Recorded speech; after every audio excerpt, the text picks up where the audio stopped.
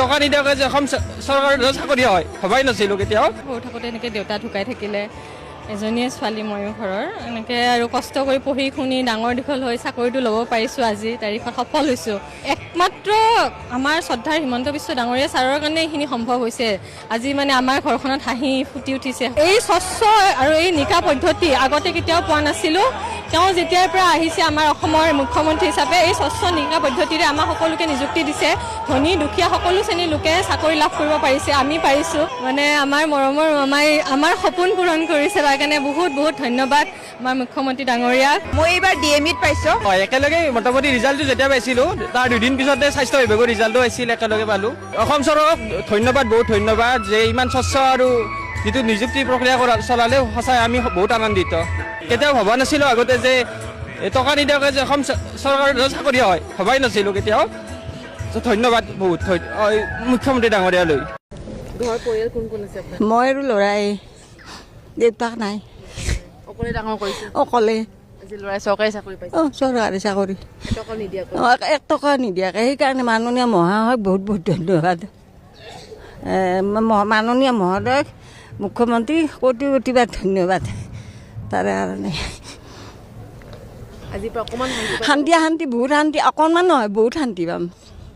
ইয়াৰে আগতে মানে আই কংগ্ৰেছৰ দিনত মোৰ ছোৱালী বহুতবাৰে দিছিল পৰীক্ষা, কিন্তু মানে সেয়া মানে পইচা নহ'লেতো নহয় চাকৰি। কংগ্ৰেছৰ দিনত মোৰ ছোৱালী বহুতবাৰ পৰীক্ষা দি পাছ কৰে, চাকৰিটো নহয়। সেনেকুৱা আৰু কি কথা নাজানো আৰু। কংগ্ৰেছৰ দিনত আমি জানো আমাৰ যেতিয়া বয়সত মানে ইণ্টাৰভিউ দিছিলোঁ, কিবা দিছিলোঁ, সদায় তাৰমানে টকাটো লাগে, তাৰমানে এপাৰ্টমেণ্ট বন্ধ। যিমানবিলাক অফিচত যায় আপুনি দুৱাৰমুখত লিখাই থাকে এপাৰ্টমেণ্ট বন্ধ। কোনেও নাজানে, পাব্লিকে কোনেও নাজানে কোন মুহূৰ্তত এপাৰ্টমেণ্ট খোলা থাকে, কোনো গৰাকীয়ে নাজানে। কিন্তু মানে শুদ্ধ কথা সেইটো।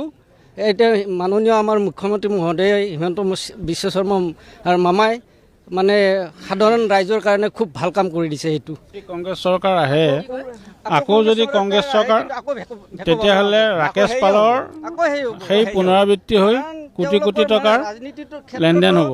গতিকে এতিয়া বিজেপি গভৰ্ণমেণ্টৰ দিনত এটকাও নিদিয়াকৈ আমাৰ নিচিনা দুখীয়া মানুহৰ ঘৰৰ ল'ৰা ছোৱালীয়ে চাকৰি পাইছে আৰু দেশখনৰ ৰাজ্যখনৰ বহুতো উন্নতি হৈছে। সেইকাৰণে আমি বিজেপিক ভোট দিছোঁ আৰু আগলৈও বিজেপিকে ভোট দিম। মই ফুড ছাপ্লাই ডিপাৰ্টমেণ্টত পালোঁ, হয়, এজ এ ছাব ইনস্পেক্টৰ পাইছোঁ। তো ভালেই লাগিছে সকলো পাই। ইমানখিনি কষ্ট আজি সাৰ্থক হ'ল।